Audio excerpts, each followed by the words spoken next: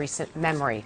Mike Baker is a former CIA covert operations officer, also the co-founder of the global security firm Diligence LLC, and is with us now. So, Mike, with your experience, why is this so alarming and threatening? Well, it's an escalation. Look, these things have happened before, and they will continue to happen, whether it's between us and the Russians, or whether it's with China in the South China Sea. There was a similar incident in October of last year, in June of last year. The truth about foreign policy, the truth about the way that nations act, A, is that they always act in their own best interests, and B, is nothing happens in a bubble. So there's no such thing as a coincidence, in other words. The fact that we are seeing increased tensions in terms of NATO, in terms of our effort to try to reassure our NATO allies right now that we aren't leaving the world stage in this regard, that we're not going to leave it up to the Russians to decide what happens, particularly in Eastern Europe, that isn't missed by Putin. And Putin is a fairly simple cat to understand. This administration, and to be fair, the previous administration, really has not understood what he's like. He's a fairly simple person. When he said 10 years ago that the collapse of the Soviet Union was the greatest catastrophe of the 20th century, he means it. And he has been trying to rebuild some aspect of the former Soviet Union, not necessarily just in territory, but in influence, right, ever since he's been in charge. So that means annexing the Crimea, the Ukrainian conflict, committing troops to Syria, trying to be a player on the world stage. So what does that mean when he thinks of the United States? What does that mean as far as how he views us and what we're doing when we happen to be 70 miles off his shores? Right. Well, I mean, first of all, it's international waters. Right. And so in international waters, we tend to do the same thing. We'll monitor their activities. They'll monitor our activities. But it shouldn't be missed that the fact that we were having naval exercises with our most important ally out there, the Poles, they're sending a message to them, almost more than they're sending a message to us. And what they're saying is we can do what we want to do, and we're not worried about U.S. pushback. Now, people are saying they're playing with fire, this is a dangerous game. Look, the Russians aren't going to war with us, and we're not going to war with the Russians. I think, to be fair, the White House has had the proper measured response. Right? You know, this is like your toddler throwing his teddy out of the crib. You know, you have to be circumspect and pragmatic in how you respond. What we should do, though, because Putin understands strength, that's how he acts. He understands, and when he doesn't see strength, he continues to push the envelope. So he's the bully on the block. He's the bully on the block. What we should do is not necessarily double down, but what we should do is put additional resources. We're in the process of doing essentially what's called a NATO reassurance move, where we're putting more money and resources, personnel, hardware out into that theater. Well, what we should do is ratchet it up a little bit.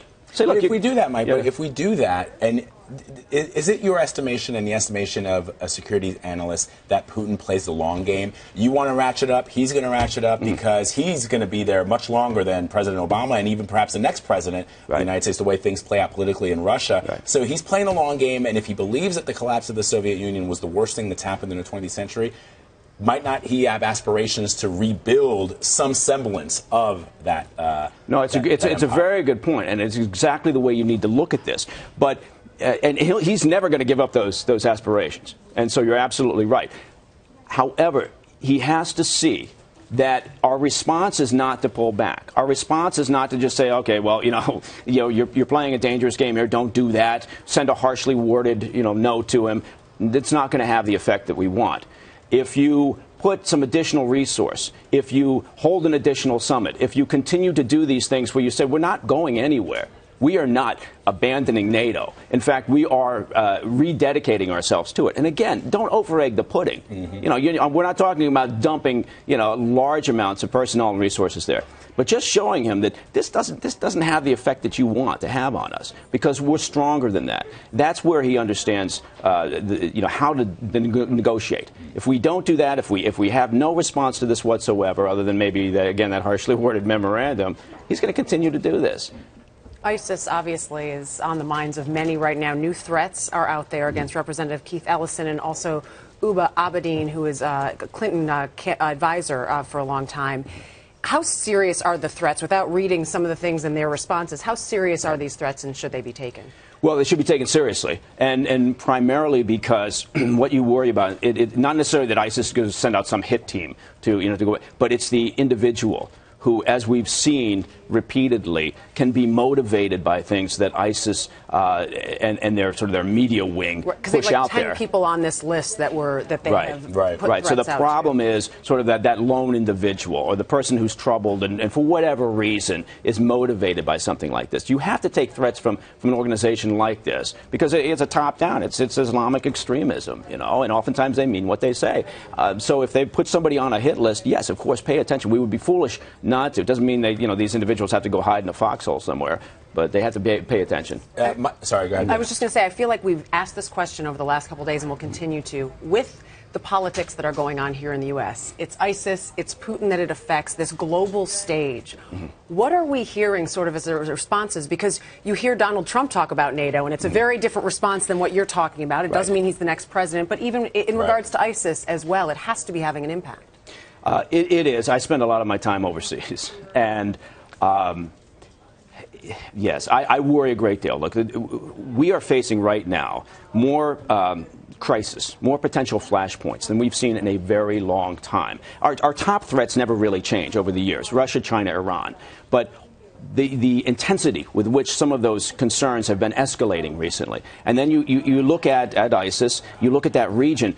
Who are the big winners right now in that region? Well, it's Russia, frankly, and Iran and Assad. I mean, they're the ones who have won. So I understand, as an example, the president coming out, and talking about how, look, we're gaining ground there. That's what I was going to ask you. He said yesterday that, and this is a policy that he put back in December. He said there are 3 R's: raids, Raqqa, and Ramadi. He has taken out, he says, numerous ISIS targets. He's pushed them back. He says they haven't had a major offensive since last summer. So clearly, the strategy that the president and his national security team is putting into place is working on some level.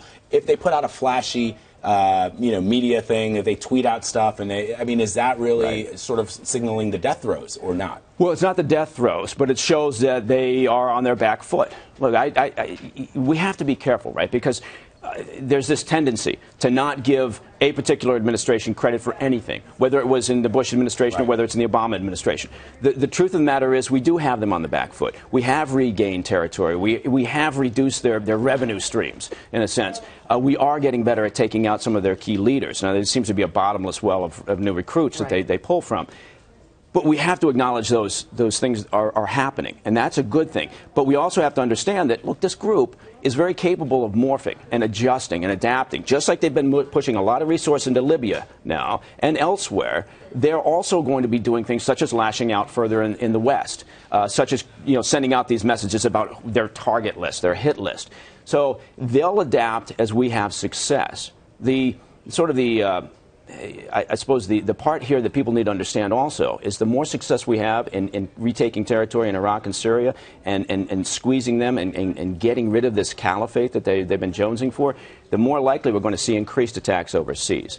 And that's going to cause some issues. People are going to, there's going to be a lot of reflexive nature back, and they're going to say, what's happening? We're not winning. Look at this. There's another attack overseas. That's a result of losing that turf and that territory and that capability from their perspective in the home front. You can't judge winning in the same way as we used to always. Mike, thank you very much. Sure, thank you.